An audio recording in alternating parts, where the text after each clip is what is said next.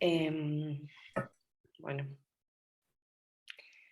iniciamos entonces y damos la bienvenida, Mariana, que está como público, a la mesa de discusión del riesgo ambiental como fundamento y legitimación para la aplicación del principio precautorio y limitar derechos vigentes. Esta mesa surge a partir de intereses de algunos integrantes del Grupo de Trabajo de Ambiente y Derechos Humanos de la Cátedra UNESCO de Derechos Humanos de la ODELAR, el cual inició su trabajo en el 2021 y está integrado por diversos profesionales que están vinculados a la temática ambiental. Sin embargo, es importante destacar que si bien todos los integrantes de este panel conformamos dicho grupo, los aportes de cada participante van a ser desde una perspectiva individual. A partir de esta mesa se pretende intercambiar sobre la vinculación entre la protección del ambiente y la realización de otros derechos humanos, la que es recabada a partir de la opinión consultiva del 2017 sobre medio ambiente y derechos humanos de la Corte Iberoamericana, discusión que también viene siendo punto de análisis en el derecho internacional de los derechos humanos. Se pone como eje central de esta discusión la indivisibilidad, interrelación y dependencia de los derechos humanos, en el sentido de que un conjunto de derechos no puede disfrutarse plenamente sin el goce de los otros. Lo que implica que tanto las discusiones, así como las acciones en cuanto a las problemáticas, deben ser abordadas de forma integral, interdisciplinaria y participativa. Es así que la Corte Interamericana de Derechos Humanos plantea que los estados deben actuar conforme al principio de precaución, a efectos de la protección del derecho a la vida y a la integridad personal frente a los posibles daños graves o irreversibles al medio ambiente, aún en ausencia de certeza científica. En el contexto de la crisis pandémica y bajo el marco epistémico de Sindemia, este panel, integrado por investigadores en derecho, en biología, se propone reflexionar sobre las medidas de salud pública ambiental, definida como la intersección entre el medio ambiente y la salud pública. Aborda los factores ambientales que influyen en la salud humana y que incluyen factores físicos, químicos y biológicos y todos los comportamientos relacionados con esto. Conjuntamente, estas condiciones se denominan determinantes ambientales de la salud. En este sentido, esta mesa pretende abordar las siguientes temáticas: la vinculación entre los derechos humanos y el ambiente a la luz de la opinión consultiva del 2017, el uso del principio precautorio en un contexto con menos certezas para limitar derechos humanos y para evitar el riesgo de afectación de la vida humana vinculado a los daños ambientales significativos, el enfoque de la pandemia como un tema de salud pública ambiental que requiere un abordaje interdisciplinario con el ambiente como centralidad.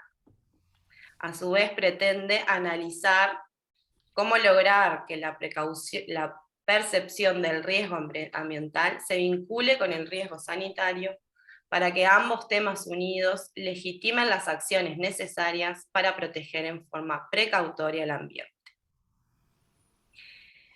Entonces, para esta mesa contamos con la presencia de diversos profesionales vinculados, como dijimos, a la temática ambiental, entre ellos Santiago Mirande, que es abogado de la Universidad de la República, es magíster en Derecho, con orientación en Derecho de Daños, también de la Universidad de la República, es doctorando de Facultad de Ciencias Jurídicas y Sociales de la Universidad Nacional del Litoral de Santa Fe, Argentina. Es integrante del núcleo interdisciplinario colectivo TA, Transgénicos, Agroquímicos y Alternativas Agroecológicas del espacio interdisciplinario de la UDELAR. También es integrante del núcleo de Derecho Civil de la Universidad de la República desde el año 2005.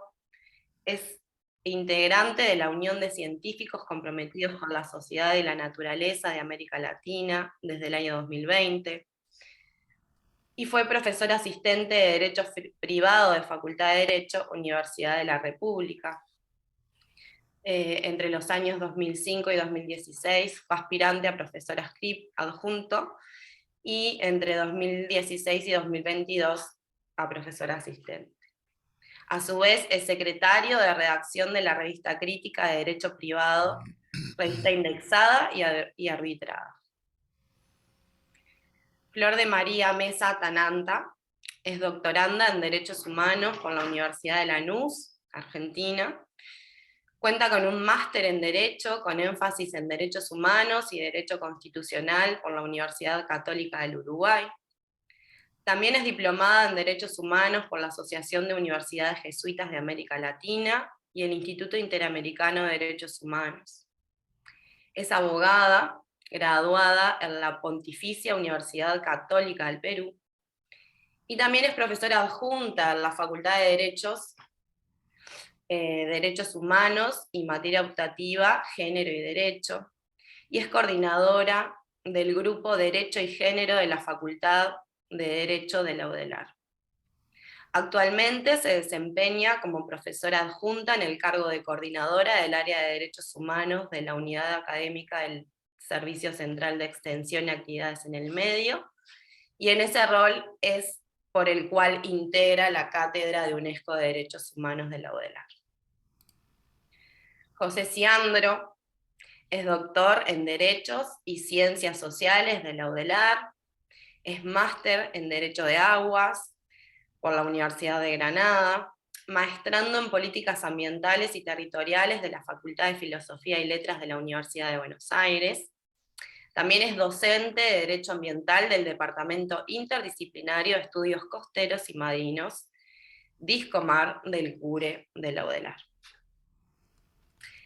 Claudio Martínez de Bat se graduó como químico farmacéutico y se posgraduó como doctor en ciencias biológicas, de biología molecular y celular.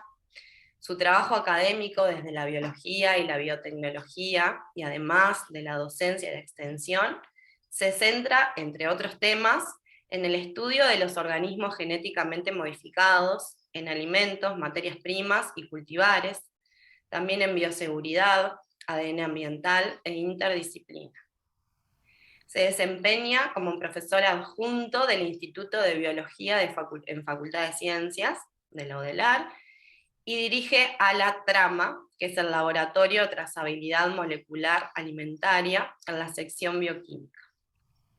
Integra el colectivo interdisciplinario TA, de transgénicos y alternativas agroecológicas. Es responsable académico de los convenios tendientes a implementar el etiquetado de alimentos transgénicos, tanto en el departamento de Montevideo como en Paysandú. También integra la Unión de Científicos Comprometidos con la Sociedad y la Naturaleza de América Latina desde su fundación en el año 2017. Es divulgador científico y además también es músico y compositor, e integra la banda Supernova y tiene un CD como solista, Uroboro. Espero haberlo hecho bien. Bueno, ya presentados entonces los panelistas, vamos a dar inicio a esta discusión. Iniciando esta presentación entonces, Santiago Mirande, y les pedimos por favor que hagan llegar sus preguntas a través del chat, para posteriormente a las presentaciones podamos hacer un intercambio con los participantes. Muchas gracias y te doy el paso, Santiago. Bueno, buenos días a todas y todos. Muchas gracias, Florencia, por la presentación y la moderación del panel. Y también el agradecimiento a la organización del Congreso, por supuesto, a la Cátedra de UNESCO de Derechos Humanos de UDELAR, en la persona de Mariana Chuar y de todos sus integrantes, y también al resto del panel, que es un gusto poder dialogar e intercambiar sobre este tema. Bueno, en estos breves minutos la idea es, en coordinación con el resto del panel, solo hacer una unas breves reflexiones sobre la precaución en general, vinculada, por supuesto, al contexto de sindemia que se ha vivido en los últimos años, o de supuesta pandemia. Y como decía Florencia, también vinculado a la salud pública ambiental o socioambiental, y en el contexto del ambiente y los derechos humanos, precisamente por esa indivisibilidad e integralidad que implican estos temas. Precaución que ha tenido inicio, en principio, en lo que se ha denominado, al menos desde la perspectiva jurídica, en el derecho ambiental o protección de daños ambientales. Así que la idea es hacer, en principio, una referencia a los sistemas jurídicos, muy brevemente, la particularidad que tienen los sistemas jurídicos en cuanto a la protección del ambiente, algunos antecedentes de normas internacionales y uruguayas, las distintas funciones que ha tenido la precaución y una fundamental distinción con otra función del derecho de daños, que es la prevención, pese a lo cual, y parte del estado de situación que queremos plantear brevemente, es la confusión entre prevención y precaución, y de ahí tres situaciones patológicas en cuanto a el estado de situación en la práctica de la precaución, que es la falta de aplicación de la precaución, tanto por parte de los estados en cuanto a políticas públicas, como también los estados en cuanto a los tres eh, poderes del Estado, tanto en lo administrativo, en cuanto a políticas públicas, en lo legislativo, en cuanto a la regulación de temas ambientales, y también en la órbita judicial. Y esas tres patologías pueden implicar tanto la no aplicación de la precaución ante casos que debería aplicarse, o, en segundo lugar, la aplicación invertida, o, en tercer lugar, lo que podría ser una aplicación manipulada de el criterio, regla o principio de precaución. La precaución, en términos generales, como introducía Florencia, implica el deber, la obligación del Estado y de los particulares de tomar determinadas medidas anticipativas de un daño, pese a la falta de certeza científica absoluta con respecto a la producción de un daño. Esto tuvo origen, al menos desde la perspectiva jurídica, en el derecho alemán, precisamente para la protección del ambiente ante la ponderación de ciertos riesgos de daños, y luego se fue expandiendo internacionalmente, como todos y todos sabemos, a través de diferentes normas, no solamente la Convención de Río del año 92, sino también en normas internacionales, como ya un par de décadas antes, en la Conferencia de Naciones Unidas de Estocolmo, del año 1972, donde se introducía la precaución como un criterio de prevención de daños. Luego, a través de otras normas internacionales, y en particular Uruguay a través de sus normas de protección frente a los daños ambientales, se fue introduciendo la precaución como un principio, y finalmente entendemos como una regla jurídica que implicaba esa obligación o deber de actuar antes de que se produzca un daño. Esto, en la perspectiva jurídica, implicó un cambio paradigmático, un cambio de racionalidad. Se introducía como relevante en los sistemas jurídicos la incerteza, la falta de certeza. No solamente una certeza relativa o significativa, sino la falta de certeza científica absoluta, es decir, la falta de concordancia o de acuerdos o de consensos científicos con respecto a la posibilidad de que se produzca un daño. Inicialmente esto, al menos en lo que tiene que ver con los daños ambientales, se lo vinculaba a la producción de un daño grave o irreversible. Esto implicaría, por cuestiones de tiempo ahora no haremos referencia, pero quizá lo podemos dialogar luego. Esto implicaba la consideración de qué o cómo se configuraba un daño grave al ambiente.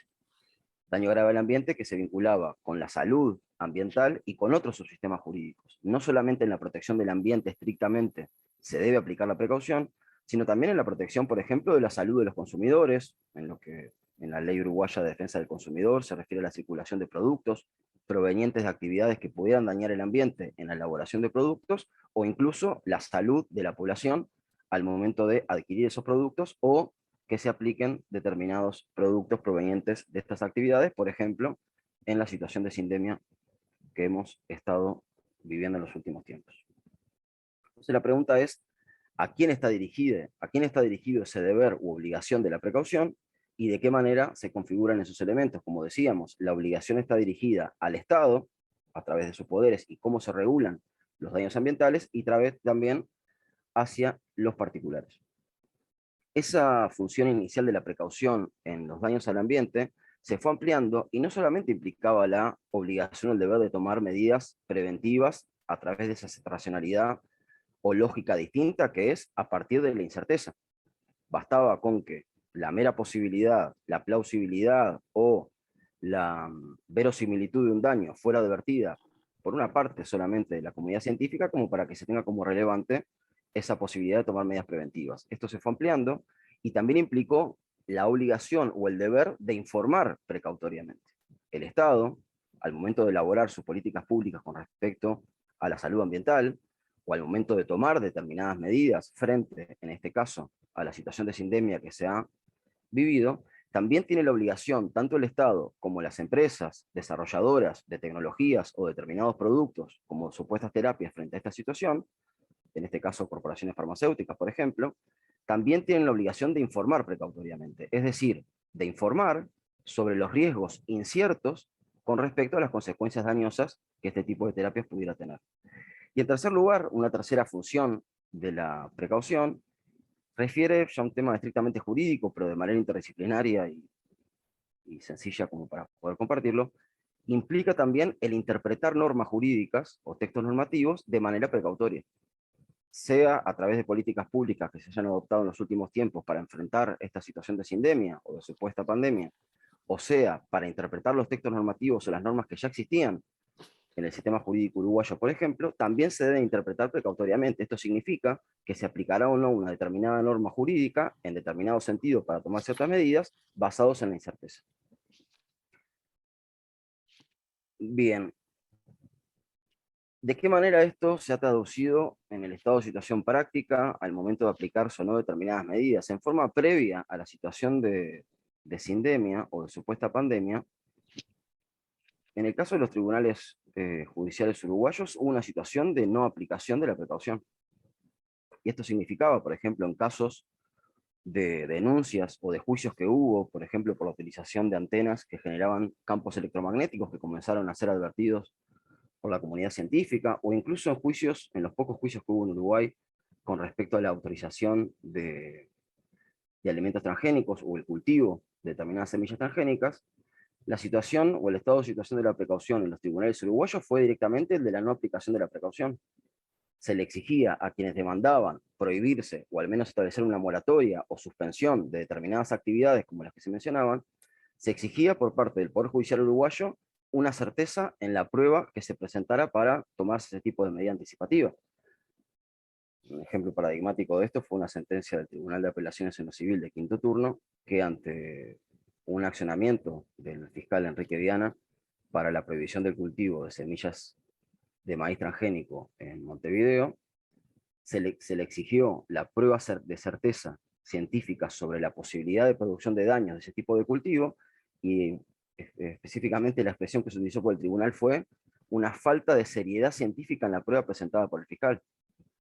En primer lugar, la expresión seriedad científica no estaba prevista en ninguna norma jurídica de protección ambiental, y en segundo lugar, al menos lo que se interpretaba implícitamente en esa expresión que exigía el tribunal, era que pretendía que hubiera una certeza científica que no la había con respecto a ese tipo de daño. Disculpa, Santiago, te quedan 2 minutos. Sí, bien, gracias. Para ir concluyendo, en cuanto a las otras dos situaciones que pretendíamos presentar como aplicación patológica de la precaución, como decíamos, además de la no aplicación del criterio, principio o regla de la precaución, es el de la aplicación invertida de la precaución.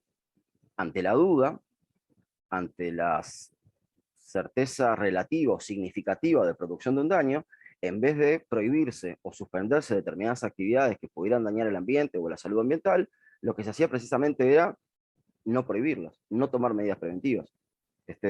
Claros ejemplos ya a nivel administrativo, no judicial, en la autorización sistemática, reiterada, que ha realizado el Estado uruguayo de aprobación de eventos transgénicos pese a la advertencia científica de parte de la comunidad científica uruguaya e internacional de la posibilidad de producirse determinados daños con la autorización de esos eventos. Entonces allí hay una segunda perspectiva patológica de la precaución, que es el de la aplicación invertida. Se implica en forma invertida el principio o criterio de la precaución.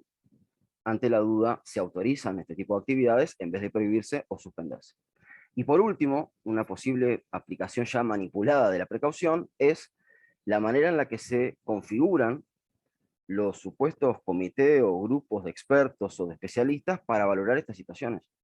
Tanto podría decirse en la órbita del Poder Judicial, cuando se designa un perito en determinados juicios ambientales, o a nivel de política público-estatal, cómo se designan determinados grupos de expertos, de dónde provienen, si se designan a partir de organismos públicos, o si se posibilita la integración de empresas privadas que evalúen este tipo de riesgos, frente a la posibilidad de producción de daños, implicaría una manera manipulada de aplicarse la precaución, es decir, las controversias científicas se preestablecen según determinados intereses. Bien, esto por allí sin perjuicio de que podamos dialogar con el resto del panel más adelante. Muchas gracias. Bárbaro. Gracias, Santiago, por también hacernos como este paraguas, ¿no? También de lo que es el principio precautorio y lo que implica, y bueno, y estas diferentes formas de aplicación o no aplicación del principio. Damos paso entonces a Flor de María, que es la que continúa para seguir avanzando en esta presentación. Muchas gracias, Fernanda. Buen día a todos y todas. También agradecer la oportunidad de compartir esto con mis colegas de la Cátedra UNESCO y también agradecer al espacio interdisciplinario por esta posibilidad de hacerlo en el Congreso. Yo voy a abarcar en estos pocos minutos algunas reflexiones respecto a lo que son los derechos humanos y su vínculo con el ambiente y la salud, ¿no? Y bueno, también reflexionar respecto a la limitación de los derechos en el marco de la pandemia y el vínculo de esa limitación de los derechos con estos dos que estoy precisando, ¿no? Entonces, para introducir, quisiera señalar que cuando la pandemia generada por el coronavirus se instaló en nuestras vidas, en todos los planos y en todos los niveles, transitamos por consignas y situaciones varias, desde la romantización del quédate en casa, que funciona bien para quienes tienen casa, ¿no? Gozan de un sueldo fijo a fin de mes y sobre todo no tienen de qué preocuparse para salir a trabajar todos los días para sobrevivir, hasta la libertad responsable. Remarco el tema de la libertad responsable e individual. Ahora, teniendo en cuenta que la libertad es uno de los principios y derechos que estructuran las definiciones de los derechos humanos, vale la pena recordar que cuando hablamos de estos estamos pensando en un conjunto de facultades e instituciones que concretan las exigencias de la libertad, la igualdad y la seguridad humanas en cuanto a expresión de la dignidad de los seres humanos. En un contexto histórico determinado, las cuales dice deben ser aseguradas, promovidas y garantizadas por los ordenamientos jurídicos a nivel nacional, supranacional, es decir, regional e internacional, formando un verdadero subsistema dentro de estos, ¿no? Remarco lo último porque cuando hablamos a veces de legislación interna uruguaya no estamos introduciendo en esto, no estamos intersectando en la normativa regional, que en este caso es todo lo que nos compete por los tratados y los instrumentos de derechos humanos de la OEA, y a nivel internacional correspondientemente de Naciones Unidas. O sea, eso que se forma en el centro intersectado es lo que tiene que regir para quienes habitamos Uruguay. Es decir, también quiero resaltar que cuando hablamos de libertad no podemos hacerlo aisladamente, hay que hacerlo en conjunción con otros principios y derechos, especialmente con la dignidad humana. La dignidad, que es una cualidad intrínseca, irrenunciable e inalienable de todo ser humano, es una cualidad integrante y por lo tanto siempre tenemos que aspirar a eso, ¿no? Es lo que está en el sumum, digamos, del edificio de los derechos humanos. Y cuando hablamos de salud y de ambiente, estamos hablando de dos derechos fundamentales que se encuentran intrínsecamente vinculados, que como tales gozan de las características de los derechos humanos, es decir, que son indivisibles, son universales, son imprescriptibles, son supranacionales e integrales, entre otras características, ¿no? Inviolables también, por supuesto. Estos derechos humanos se encuentran protegidos en diversos instrumentos nacionales, es decir, en Uruguay, regionales de la OEA e internacionales de Naciones Unidas. En tanto, derechos humanos entonces también van a tener la jerarquía mínimamente constitucional, ingresando por el artículo 72 cuando se tratan de tratados de derechos humanos, ¿no?, de nuestra Constitución, como ya lo ha señalado no solamente la doctrina más avanzada, sino también la Suprema Corte de Justicia de nuestro país. En este marco también quiero resaltar un acuerdo novedoso, que es el Acuerdo Regional sobre el Acceso a la Información Ambiental, a la Participación Pública y el Acceso a la Justicia en América Latina y el Caribe, que se conoce más como el Acuerdo Escazú por el lugar donde fue adoptado en marzo de 2018. Este tratado tiene, digamos, límites regionales, o sea, es para nuestra región, es un tratado de derechos humanos y medio ambiente, ¿no? Y como tratado tiene el efecto vinculante que se lee en el sentido de que el Estado se compromete, ¿no?, a cumplir todo lo que ese tratado diga, y si no lo cumple, de alguna manera tiene que ser examinado, cuestionado, y también, bueno, en ese sentido, recibir recomendaciones de otros estados para avanzar, digamos, en su cumplimiento, ¿no? Este tratado entró en vigencia el año pasado y Uruguay forma parte del mismo. Decía que es un tratado además que se deriva de la Conferencia de Naciones Unidas sobre el Desarrollo Sostenible, es decir, sobre el Río+20 del 2012. Principalmente reconoce el derecho de todas las personas a vivir en un ambiente sano y equilibrado, reconoce el derecho a acceder a la información, a la justicia ambiental y a participar en la toma de decisiones ambientales, es decir, que la gente pueda informarse adecuadamente, ¿no?, de lo que va a pasar, lo que está pasando con su ambiente, y a participar informadamente para decidir también, porque es algo que le compete sobre su vida, sobre no solamente individual, sino colectiva, ¿no?, como sociedad respecto a lo que es la justicia ambiental, cuando hay que recurrir a la justicia. Este es el primer tratado entonces que establece disposiciones específicas tanto para la promoción, para la protección y la defensa de los defensores de los derechos humanos en asuntos ambientales, cosa no menor, ¿no?, porque como todos y todas sabemos, también ese es un tema álgido, muy presente en nuestra región, y bueno, los asesinatos de defensores del ambiente, lamentablemente, son muy frecuentes en las noticias. Además de integrar, este tratado, en abril pasado Uruguay presidió la primera conferencia de las partes del Acuerdo de Escazú, que se conoce como COP1 en Santiago de Chile, con el objetivo de revisar el proceso de implementación de este tratado. Es decir, que nuestro país está teniendo una presencia muy activa, ¿no?, está siendo un integrante muy activo de este tratado, con todo lo que viene desarrollando. Lo que también queremos señalar es que el tratado no prevé un mecanismo de monitoreo, o sea, para saber si está cumpliendo o no.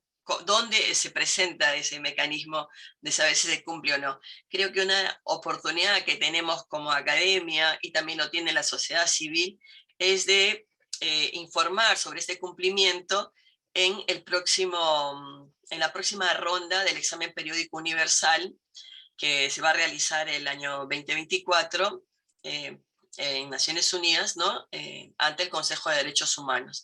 Creo que esa es una buena oportunidad también para avanzar en decir qué estamos pensando al respecto, cómo estamos evaluándolo. Voy a avanzar un poquito más. Respecto a lo que significa el tema de los derechos humanos como límite del poder soberano del Estado. Ahí quisiera señalar que los derechos humanos, ¿no?, el respeto a los derechos humanos es la primera obligación que las autoridades tienen con quienes los han elegido y en consecuencia mandatado para gobernar, acorde a las normas de un Estado democrático y garante sus derechos. las obligaciones que emanan de los tratados de derechos humanos tienen que ser cumplidas directamente y sin demora por todos los poderes de todos los niveles del Estado, es decir, el gobierno central, ¿no? El poder legislativo, poder judicial, poder ejecutivo y los 3 niveles, central, departamental y municipal, ¿no? Todo el Estado. Pues todas las normas o políticas que el Estado diseñe, ejecute y evalúe tienen que ser armónicas con esas normas establecidas por estos tratados, ¿no?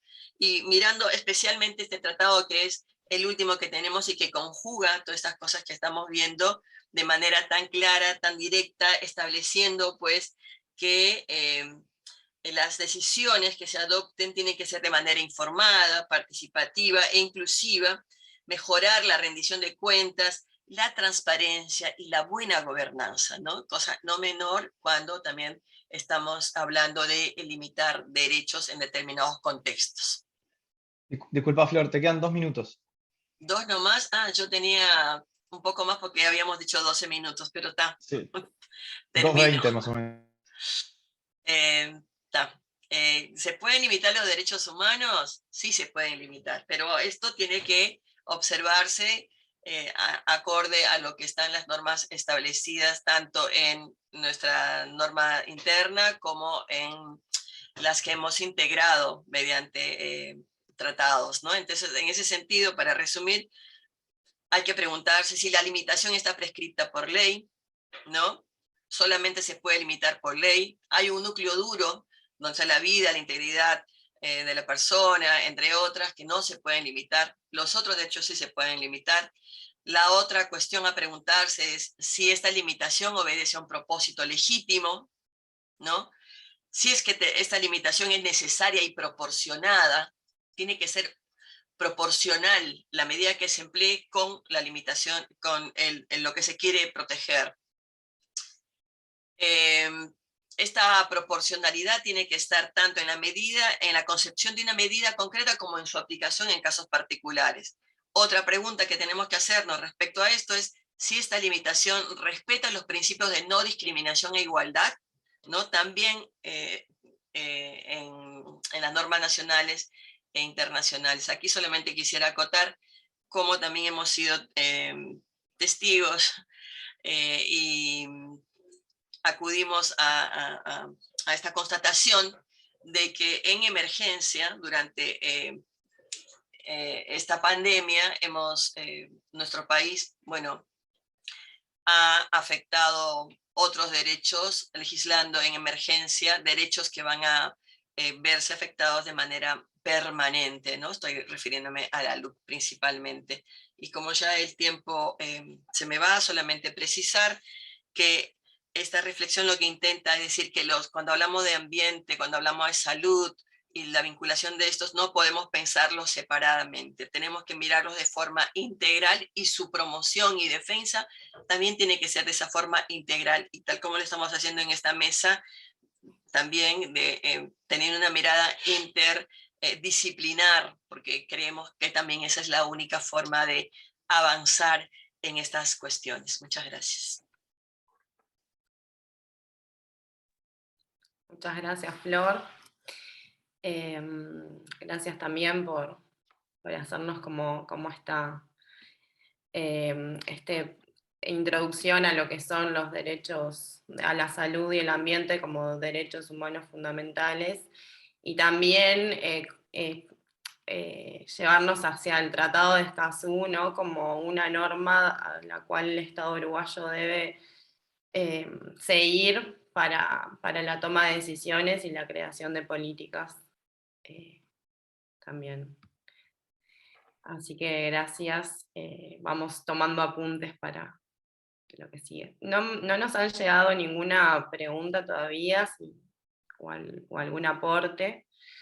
Repetimos para los que llegaron más tarde que luego de la exposición de esta mesa daremos un espacio para el intercambio, así que quienes quieran hacer llegar sus preguntas o aportes lo pueden hacer a partir del chat. Bien. José, ahora Bueno, turno. bueno, gracias.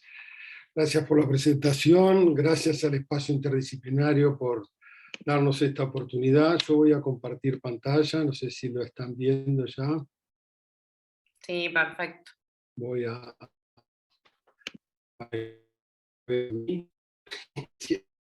Sí, bueno, la idea de mi exposición es vincular un poco las temáticas que ya se han expuesto por los panelistas y vincularlo con la pandemia, en definitiva, porque creo que el Santiago ha hecho una exposición muy interesante respecto a que el principio precautorio ha tenido muy pobre aplicación en el Uruguay, a pesar de ser un principio que está consagrado expresamente como un principio de política ambiental en Uruguay por nuestra Ley General del Ambiente, ¿no? Ha tenido en la jurisprudencia una muy pobre aplicación, incluso como él bien lo decía, se ha usado en forma inversa, ¿no?, a la legitimación de la limitación de derechos que afectan al ambiente, sino justamente para justificar la incerteza como una forma de permitir que se hagan cuestiones que pueden afectar el ambiente.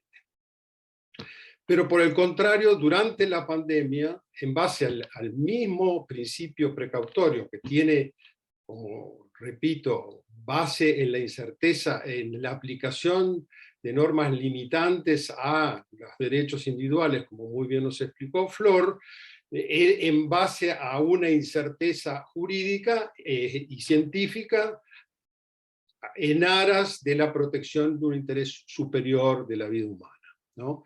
Eso, en definitiva, es lo que justificó durante la pandemia una suerte de muy profunda de limitaciones de derechos individuales, ¿no?, en el marco de nuestra Constitución y habilitados sin duda por el marco jurídico, pero sin duda hubo una aplicación del principio precautorio excepcional en la historia jurídica de nuestro país, ¿no? Y eso también lo queríamos enmarcar conceptualmente, el principio precautorio, en la opinión consultiva 23 del año 2007 de la Corte Interamericana de Derechos Humanos, que es una opinión que se desarrolla en función de una consulta que hace Colombia ante la expectativa de un nuevo canal que se desarrolle en Nicaragua y que puede afectar el Mar Caribe. En fin, ese es el contexto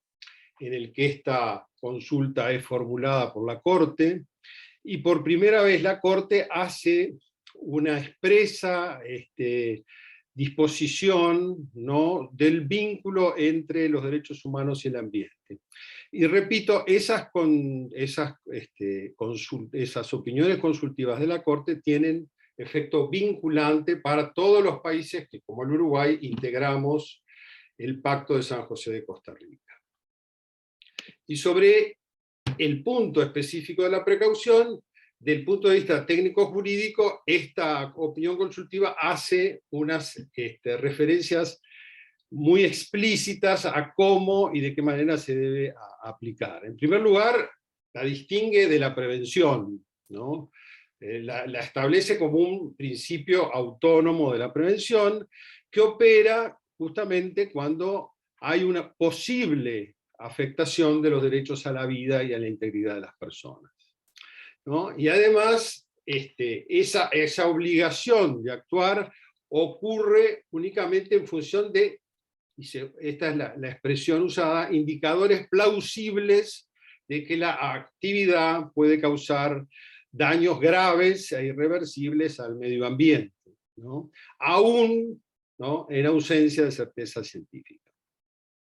Y lo que debe prevenir el Estado es justamente un daño grave e irreversible que afecte la vida humana como el derecho humano fundamental. De ahí el vínculo claro, entendible, entre la vida, ¿no?, y la necesidad de un medio ambiente sano para que ésta ocurra, ¿no? La vinculación, obviamente, entre el medio ambiente, la salud, y y los derechos queda muy claramente explicitada en la fundamentación misma de lo que es un derecho humano, ¿no? Que es un derecho básicamente individual y colectivo a la vez, que preserva el interés general de la especie y la individualidad de la vida particular de cada uno de nosotros.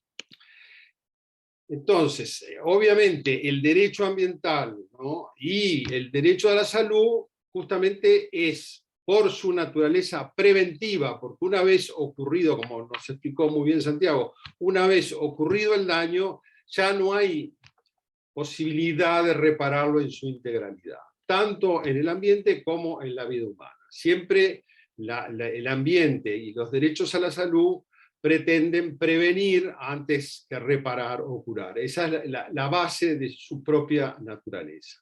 Y ahí necesariamente ocurre la incertidumbre y el riesgo, ¿no?, en función de esa necesidad de prevenir un daño que todavía no ocurre, y la ciencia como aquella que vincula ese riesgo con el daño. ¿Qué pasa en la sociedad actual, en la sociedad postindustrial, postfordista? Bueno, hay nuevos riesgos, riesgos que vienen del avance científico. Tenemos la posibilidad de manipular genéticamente a la naturaleza, tenemos la posibilidad de patentar la naturaleza, estamos generando una gran cantidad de residuos plásticos, químicos, de elementos que no existían en la naturaleza, los estamos incorporando por la actividad humana, estamos en el antropoceno, eso genera nuevos riesgos, los riesgos son asumidos como una realidad para los seres humanos en esta etapa de la evolución, y esos riesgos se asumen como la posibilidad de graves riesgos, daños que son colectivos e irreparables, pero que obviamente no sabemos, como no supimos en la pandemia, cuáles podían ser la magnitud de esos daños colectivos, ¿no? Obviamente en este ámbito es cuando debe funcionar el principio precautorio, o para estos daños nuevos, generados a raíz de los riesgos que genera la etapa de evolución del ser humano en un medio natural. Y acá llamo la atención de los términos que se usan para definir todos estos conceptos de los que nos habló Santiago y Flor hasta ahora. Estamos hablando de riesgos potenciales, de incertidumbres científicas, de daños graves, de indicadores plausibles. En definitiva, conceptualmente no nos dicen nada. Son términos que en sí mismos están vacíos. Para darles un contenido tenemos que definir cuál es un riesgo potencial, cuál es la incertidumbre científica que es plausible para aplicar el principio precautorio, el daño cuándo pasa a ser grave e irreversible, cuáles son esos indicadores plausibles. No son respuestas dadas por la norma, ¿no? Son conceptos indeterminados o vacíos. Sobre estos conceptos, ¿no?, hay reflexiones muy interesantes. Yo traje acá esta de Zizek, que en definitiva ponerle contenido a estos conceptos indeterminados vacíos es una cuestión de política entendida como ejercicio del poder, ¿no? El que le da contenido a estos conceptos abiertos es en definitiva el poder, ¿no? Es el que determina cuándo un riesgo es grave, cuándo es plausible tomar medidas precautorias, ¿no? Y cuán importantes van a ser esas medidas en función de las actividades que hay que limitar para evitar el riesgo, ¿no? Entonces, es considerar los conceptos como salud, ambiente, como algo neutro, que no tiene una decisión política determinante en su conceptualización, es algo que evidentemente no podemos aceptar. Y también, sin perjuicio de que acá no estamos hablando contra de la ciencia, todo lo contrario, ¿no? Como dice Harvey en alguno de sus textos que siempre recuerdo, es cuando las cloacas se tapan, no llamamos antropólogos, llamamos a ingenieros civiles. Eso está claro, nadie lo niega. Pero a esta altura de la historia de la humanidad sabemos que la ciencia no es absoluta, ¿no? Que es contingente, que los conceptos cambian, que las verdades que en el siglo XIX determinaban que los médicos no se lavaran las manos, implicó que para que hubiera ese cambio, toda una serie de investigaciones que fueron, como todos sabemos, muy rebatidas, y el pobre médico húngaro que determinó estadísticamente las causas de muerte de las embarazadas en relación a la falta de higiene, tuvo un final muy triste. En fin, la ciencia está, Galileo Galilei, si mueve, sí, no hay verdades absolutas. Y José, perdón, sí, un minuto te queda. perfecto, ¿Ah? ya termino. Disculpa. Eso es algo que no podemos negar. Lo cierto es que durante la pandemia hubieron leyes específicas que limitaron los derechos de reunión, que cerraron los espacios de justicia, ¿no? Que limitaron sin duda, y en función de algo que era una enorme incerteza científica, nos limitaron los derechos individuales. Entonces, el punto es, ¿no? O el punto de reflexión que tratábamos de traer a esta mesa es, bueno, ¿cuál es el sentido o el porqué de la diferencia que nos plantea Santiago, cuando el objeto de protección es el ambiente, que en definitiva es el origen también, podríamos discutirlo, de la pandemia, ¿no? Cuando el objeto de protección es el ambiente, no tomamos la misma actitud respecto al principio precautorio para tomar medidas restrictivas del riesgo, ¿no? Eso es un tema que implica una reflexión que vincula claramente el ambiente, la salud, y cómo aplicamos estos principios que en definitiva son tan indispensables en el futuro inmediato que nos toca vivir. Gracias a todos por escucharme. Gracias. Salgo de acá. Bien. Gracias. Muchas gracias, José. Muy buena la presentación y gracias por traernos a Foucault ahí. Bueno, seguimos con la mesa y hacemos después esta redondilla. Claudio. Bueno, muchas gracias. Gracias por la organización de la mesa, gracias al espacio por haber organizado este congreso que parece que va andando tan bien. Y sobre todo gracias a mis colegas anteriores por haberme permitido sacar algunos apuntes que voy a desarrollar ahora. Porque ¿qué hace un biólogo molecular rodeado de abogados, ¿no? Abogados que aparte se dedican a la investigación de lo que hacen. Entonces es todo un desafío enmarcar una presentación desde la biología o biología molecular en esto, pero vamos a ver cómo sale. Santiago habló de precaución y prevención, de la no aplicación de la precaución y no informar precautoriamente. Acá hay un tema que me parece que es importante a destacar. O sea, no ha habido suficiente información. Y eso llevó a una aplicación invertida de la precaución.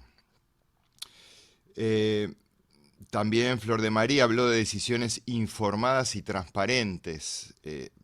Yo me permito afirmar de que no hubo decisiones, por lo menos muy transparentes, o hay falta de transparencia en algunos de los procesos.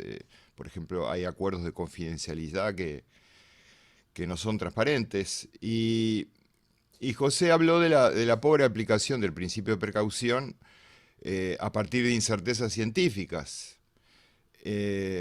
y justamente cómo vincular o cómo aplicar la ciencia para vincular el riesgo con el daño dentro de esas incertezas científicas, teniendo en cuenta que el conocimiento es una construcción social. Y además, y creo que es el ámbito adecuado para afirmarlo, la interdisciplina es imprescindible para el abordaje integral de los fenómenos complejos, como este que estamos tratando. Y cuando digo integral, me refiero a integrar a todas las disciplinas involucradas para poder establecer un diálogo, plantear y discutir las preguntas relevantes, investigar, enseñar y extender. Y es así que yo veo que hay algunas disciplinas que no han tenido demasiada voz. Para empezar, las ciencias sociales, la propia investigación en derecho que traen mis colegas. Pero en lo que a mí me toca más de cerca, creo que ha faltado más visibilidad de aspectos de la biología celular y molecular, para tratar de entender la fisiopatología del virus, en particular algunos componentes del virus, novedosos como su proteína Spike, las propias terapias inyectables, viendo de esta manera una especie como de agnotología, como de que hay ciertos aspectos que han quedado como en la sombra, y que creo que serían muy relevantes para poder encarar un enfoque de riesgo, hacer un análisis de riesgo. En ese sentido, con Santiago nos hemos animado a hacer un análisis de riesgo que vamos a presentar mañana acerca de las nuevas vacunas de ARN mensajero modificado. Y es así porque se han planteado nuevos escenarios y tecnologías, ¿no? Entonces, un primer punto que destaco es que hay cierto paralelismo entre lo que sería la evaluación de riesgo o evaluaciones de riesgo a los cuales estamos acostumbrados y tenemos años haciendo, evaluaciones de riesgo de plaguicidas, de transgénicos, organismos genéticamente modificados o editados, y el manejo de la pandemia, ¿no? Entonces ahí hay elementos para corregir, estamos a tiempo. Ayer en la otra mesa llamaba a un debate necesario, urgente, aunque por ahora inexistente, entre todas las disciplinas, un debate interdisciplinario. De manera tal de poder, de alguna manera, contestar o por lo menos echar luz sobre esos puntos que recién mencionaba José, el riesgo potencial, dentro de qué incertidumbre científica nos movemos, qué daños graves e irreversibles pueden darse, qué indicadores podemos generar. Todo eso me parece que es muy relevante. Y bueno, yo para ayer de noche, para tratar de darle más un más formal a esta presentación, me estuve preparando un PowerPoint que ahora comparto con ustedes, ¿no? Justamente para el enfoque del enfoque sindémico, ¿no?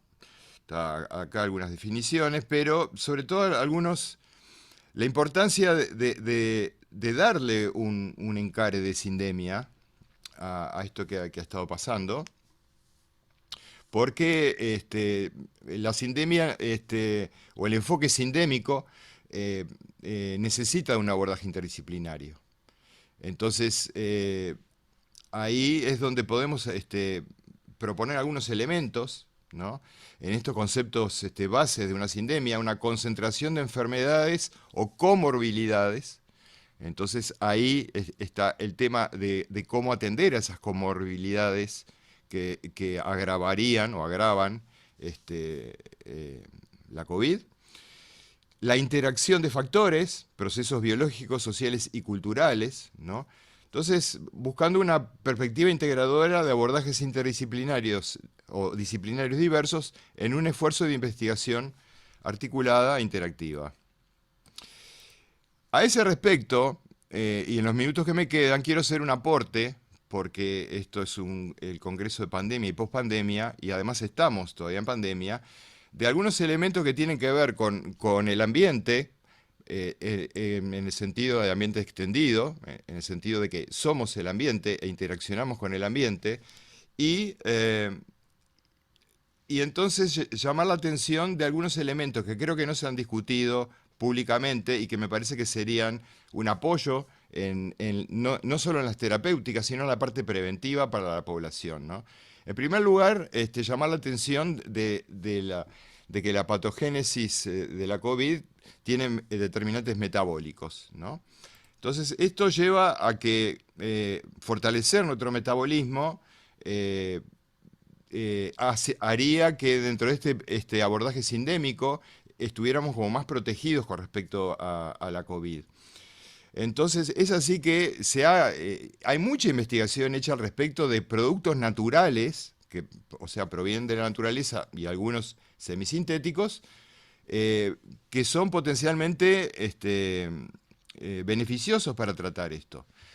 Y en particular me quiero centrar en la parte de la nutrición, algo tan sencillo como la alimentación saludable, cómo puede influir a través de corregir algo que es muy prevalente de nuestra población, la población en general, debido a la mala alimentación, que es lo que es la disbiosis, o sea, un desequilibrio en los microorganismos que nos habitan, y llamó la atención de que esos microorganismos, que son 10 veces más el número de células que nuestras propias células, nos rodean por todos lados, están por todos lados, y que el virus del SARS-CoV-2 es un microorganismo también, y de hecho, uno de sus reservorios se ha visto que es el sistema digestivo. Entonces, una eubiosis, como contrario a la disbiosis, es la mejor barrera o de las mejores barreras que tenemos para frenar esto.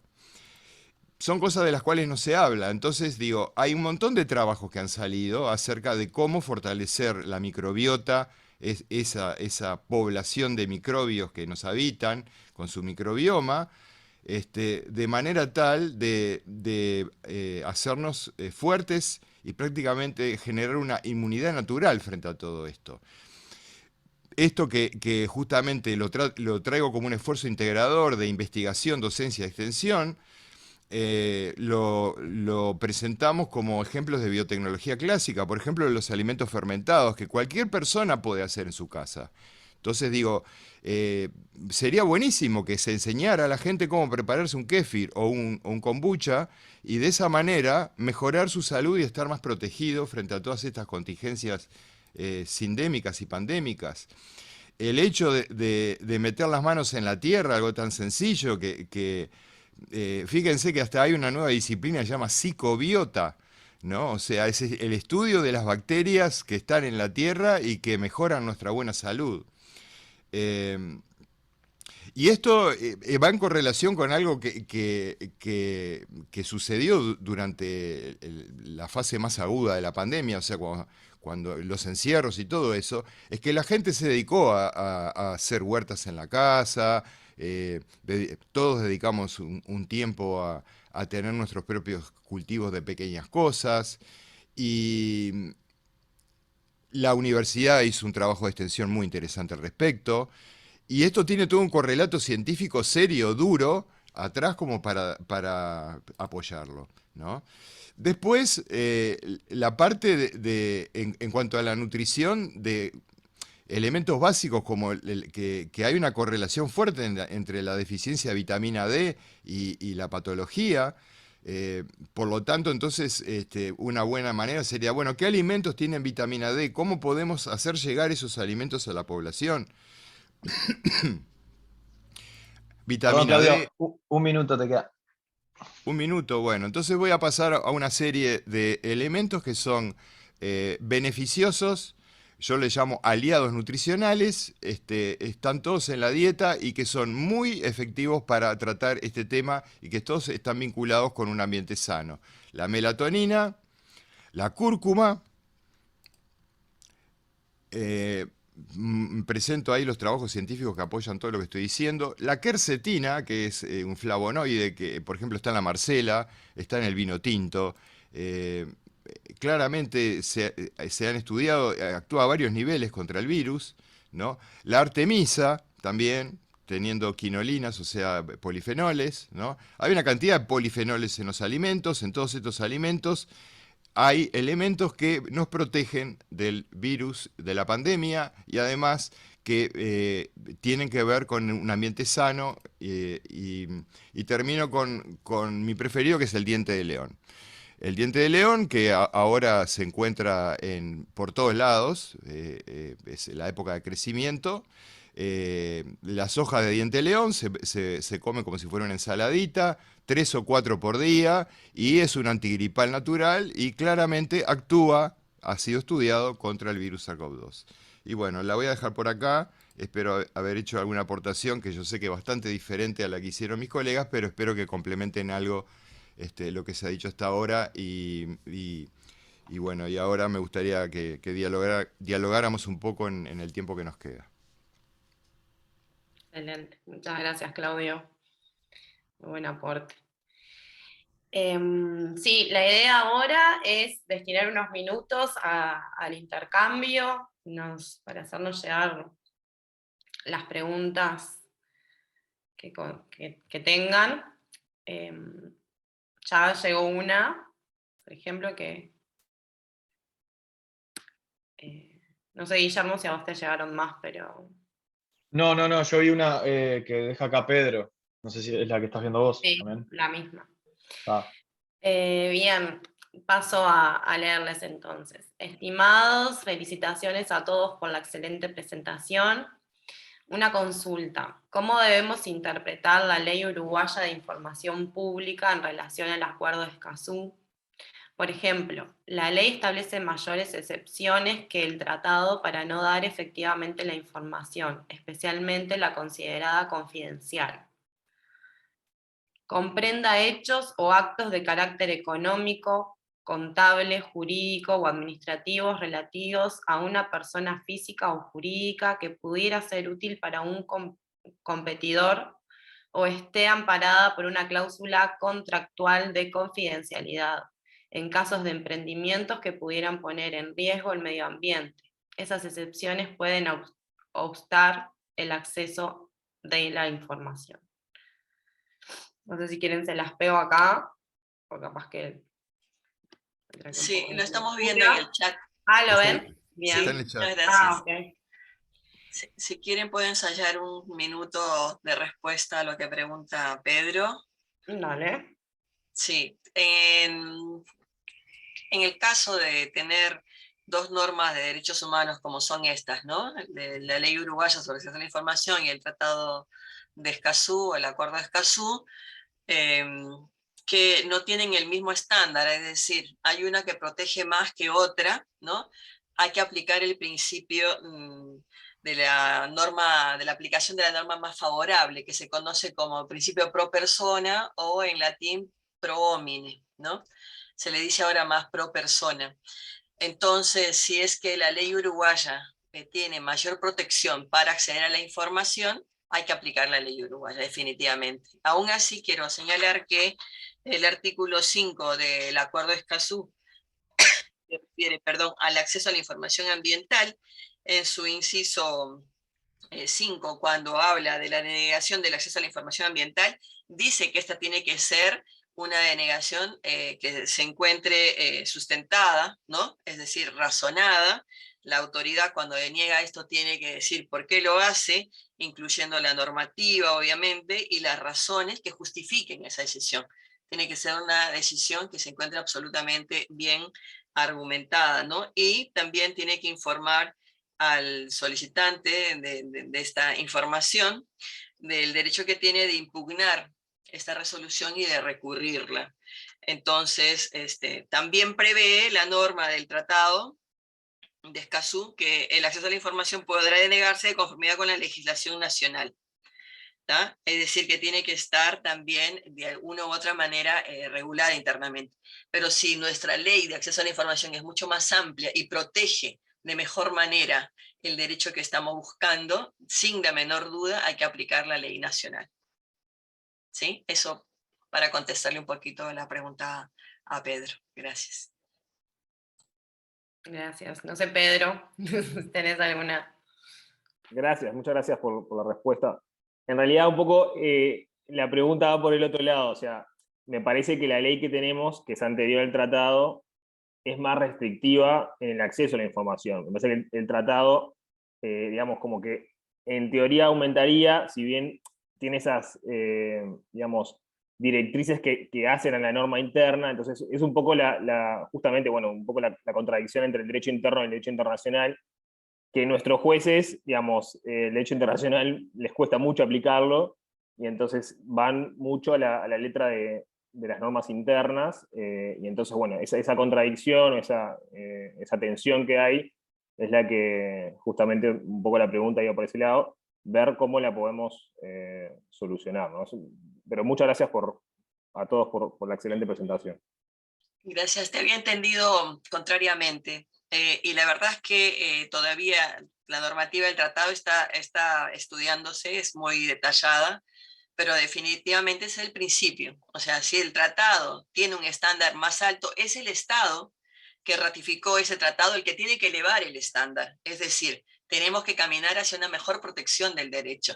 Y ahora, no hay contradicción entre el derecho interno y el derecho que podemos considerar externo. En realidad, el derecho que decimos externo no es externo porque lo integramos a nuestro ordenamiento jurídico interno. ¿tá? Entonces, tenemos que considerarlo por parte del derecho jurídico, parte del derecho uruguayo, ¿tá? Del ordenamiento jurídico interno. Lo que hay que cambiar son las prácticas judiciales, de entender ese derecho como un derecho extranjero, que no lo es. Por eso en la primera parte que yo hablaba de la soberanía, entre comillas, contra los derechos humanos, hay que integrar esta mirada. Y no es una cuestión de que como jueza yo me adapto o no me adapto, es una cuestión de mandato, ¿no? ¿Cómo? Representando al Estado tengo que asumir las obligaciones que ese Estado se ha comprometido al ratificar determinado tratado. Es el de proteger, el de garantizar, ¿no? Esos derechos y, bueno, digamos, de respetarlos cotidianamente, ¿no? Eso en términos más generales. Gracias. Santiago. Sí, solo como complemento a la respuesta que daba Flor y teniendo en cuenta precisamente lo que ella bien planteaba en cuanto a la limitación de derechos frente al posible daño ambiental y cómo se ponderan, por un lado, ciertos derechos y por otro lado, la protección del ambiente o de la salud ambiental, ante la pregunta de Pedro, primero una posible respuesta formal, aunque mi especialidad no es la del derecho internacional público, pero un criterio jurídico es que un tratado internacional adherido o aprobado por un Estado tiene al menos rango constitucional. Incluso hay quienes han planteado que los tratados internacionales tienen un rango supraconstitucional, es decir, que sería incluso mayor a la constitución de cada uno de los países. Entonces, en complemento a lo que bien decía Flor y ante la pregunta de Pedro, si un tratado internacional establece, por ejemplo, el acceso a la información pública, como en el caso del Acuerdo de Escazú, y la excepción a esa confidencialidad son 3 las que establece un tratado internacional, y la ley uruguaya establece 5 excepciones, es decir, que la ley uruguaya da menos posibilidades de acceder a la información pública, tiene preeminencia el tratado internacional. No puede ser confidencial una información en Uruguay que no es admitida como confidencial a nivel internacional. Eso en cuanto a una posible respuesta formal de por qué tendría mayor rango un tratado internacional a una ley uruguaya. En lo sustancial, la pregunta de Pedro apunta creo que a uno de los temas fundamentales que tanto referían José, Flor y también Claudio, por supuesto, que es el de cuál es el tipo de controversia que se está dando sobre estos temas, y si hay una real controversia. Esto nos llevaría a hablar de qué es la ciencia, qué es lo científico, cuáles son los estudios considerados científicos, o algunos en realidad más que científicos son pseudocientíficos por la procedencia de sus estudios o incluso su financiación. Pero más allá de eso, por eso la pregunta de qué tipo de controversias se dan en este tipo de temas. Si son solamente disputas, es decir, oposiciones de poderes sobre decisiones ya tomadas que solo buscan una legitimación en la argumentación, más que las conclusiones, a lo que uno puede apuntar. A Claudio recién nos planteaba medidas preventivas, incluso en la racionalidad preventiva y la no precautoria. Ya desde antes de esta supuesta pandemia o de esta sindemia, habían medidas preventivas a nivel de salud que podrían haber prevenido toda esta situación, si es que la situación fue real. Entonces, incluso desde esa lógica y vinculado con la transparencia en la información, la pregunta es, y más allá de las conclusiones, pero en la construcción de las premisas previas a una conclusión. ¿Por qué la confidencialidad? ¿Por qué no la transparencia? ¿Por qué ante determinada información que supuestamente pulula con respecto a las supuestas consecuencias de un virus, por qué hay acuerdos de confidencialidad? ¿Por qué cuando un científico participa en ámbitos de evaluación de riesgos, por qué se dan también esos acuerdos de confidencialidad? ¿Qué es lo que se está protegiendo? Si es solamente un tema, y ahí lo que bien decía Flor en cuanto a la limitación de derechos y cómo se ponderan frente al daño ambiental, si es una cuestión económica de proteger una patente o una innovación en cuanto a un procedimiento tecnológico, bien, los acuerdos de confidencialidad solo deberían referir a eso. Un científico que participa en una evaluación de riesgos no podría difundir información sobre lo que se está evaluando por un tema quizá de patente o de derechos de autor o derechos económicos. Pero ¿por qué la confidencialidad con respecto a otros temas? Los acuerdos que han celebrado los estados con respecto a la aplicación de las terapias tecnológicas o las supuestas vacunas, ¿por qué hay esa especie de laberinto o secreto con respecto a estas terapias? ¿O para qué? ¿O a qué protegen? Si los que protegen son estrictamente derechos económicos, el ambiente está por encima de eso. Incluso repasando algunos de los textos internacionales que establecen la precaución, y más allá de que, como bien decía José, lo que se contempla a veces es que haya un daño grave, irreversible, y ahí nos llevaría a hablar de qué es lo grave, qué es lo irreversible. Las normas internacionales que establecen la precaución, primero establecen un criterio que es que los estados deben aplicar ampliamente la precaución. Y esto implica ponderar a la protección del ambiente, la salud ambiental, por sobre cualquier otro derecho, incluso preconizando los derechos humanos, como decía Flor. Entonces, creo que la pregunta de Pedro nos lleva a eso, a preguntarnos el por qué y para quién la confidencialidad. Y qué tipo de controversia estamos teniendo. Si hay una real controversia en cuanto a oposición de premisas fundamentadas científicamente sobre una determinada consecuencia, o hay solamente una situación.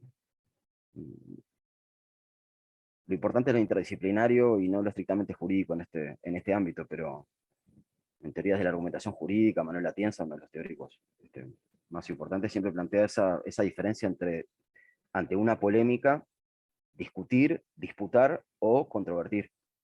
Aquí es el ámbito de la controversia, que haya oposiciones de argumentaciones reales, fundadas, científicas, y luego una determinada conclusión. Muy bueno, Santiago. Mariana Gómez. Bueno, agradezco que me hayan permitido intervenir. Saludo a Claudio, que hace tiempo que no nos vemos. No, el garante de la salud ambiental sin duda tiene que ser la sociedad organizada y el Estado, pero en la aplicación del principio precautorio, quienes trabajamos en salud y en salud ambiental, específicamente desde la medicina social, es nuestra interacción con el sistema jurídico, y ya cuando trabajábamos en salud y trabajo, garantizando ojalá los derechos de los trabajadores, siempre el Poder Judicial nos pedía que fuéramos muy específicos, que tal producto podía generar tal daño en la salud que se estaba observando. O sea, lo que está pasando ahora con relación a la salud ambiental no es una novedad para los que nos dedicamos a estas especialidades ya hace largo tiempo, lo cual, yo estoy segura que este grupo ya lo ha discutido, establece una clara diferencia entre lo que hacemos sobre la salud individual y lo que hacemos sobre la salud colectiva, porque nosotros en la salud individual, dentro del área médica, nosotros aplicamos procedimientos que suponemos están basados en evidencia científica, pero dentro de probabilidades, y eso es lo que no nos acepta el sistema jurídico, y sin embargo nosotros empezamos a actuar, empezamos a colocar bolos de pronto de insulina, no lo hacemos ya por vía venosa, dependiendo de las circunstancias, sino que lo hacemos por vía subcutánea, porque los últimos trabajos nos dicen que es la vía más efectiva y en microdosis, etcétera, etcétera, y nos estamos basando en trabajos probabilísticos. Sin embargo, el Poder Judicial, ese diálogo muchas veces no lo acepta. Entonces, digo, para la aplicación del principio precautorio tenemos que tener un interlocutor que nos escuche del otro lado.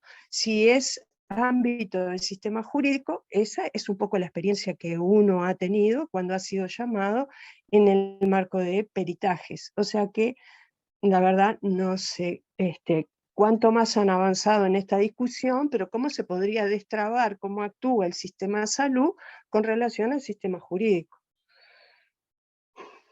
Gracias. Gracias, Mariana. Tenía Flor, pero Flor, bueno, se ve que se le cortó la mano levantada. No sé si alguien más tiene alguna pregunta.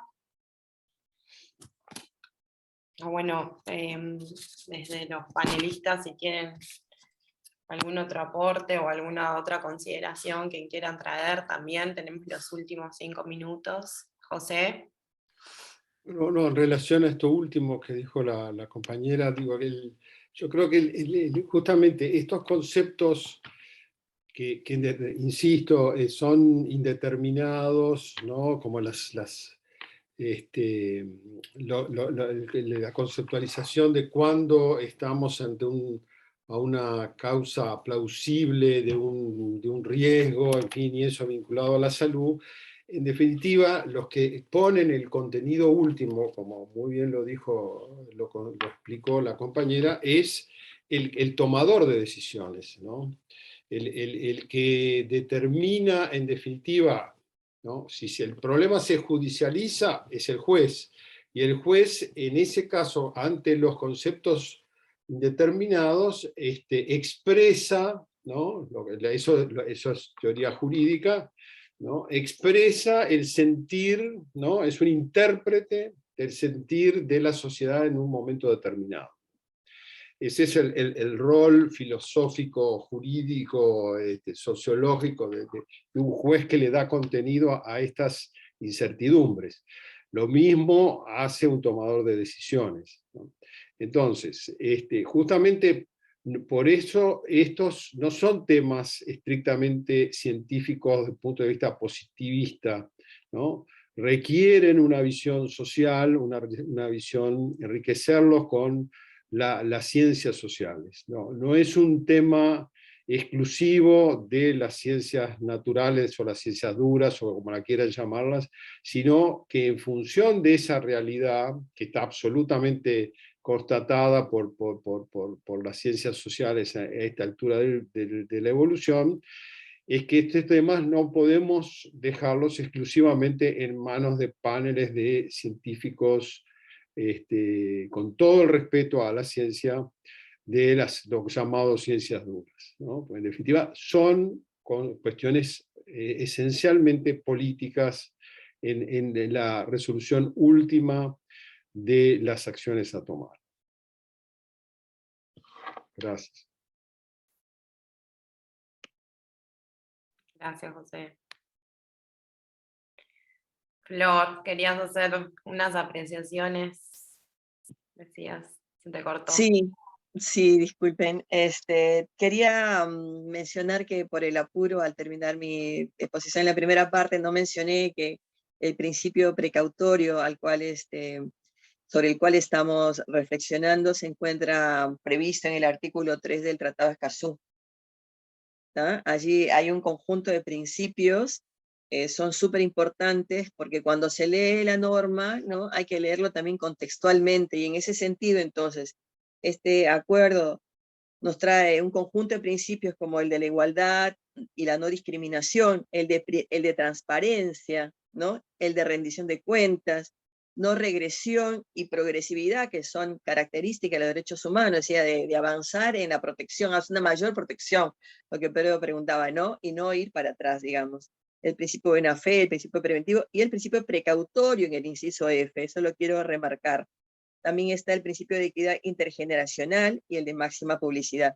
Todo eso también en un contexto de definiciones que el acuerdo se encarga de precisar, ¿no? Para que no queden como cuestiones indeterminadas, que pues el poder político es el que le da un contenido y un sentido. Entonces, define lo que es el derecho de acceso de la autoridad competente, define lo que es la información ambiental, lo que se entiende por público, y también lo que se entiende por personas o grupos en situación de vulnerabilidad. Es decir, aquí hace también precisa lo que es súper importante también en la defensa de los derechos humanos, lo que es el tema de la interseccionalidad, ¿no? Como hay situaciones que se van a cruzar y que eso va a determinar una mayor vulnerabilidad de las personas cuando están, digamos, viendo vulnerados sus derechos, y también cuando deben tener la oportunidad, el derecho de acceder a la justicia en ese sentido.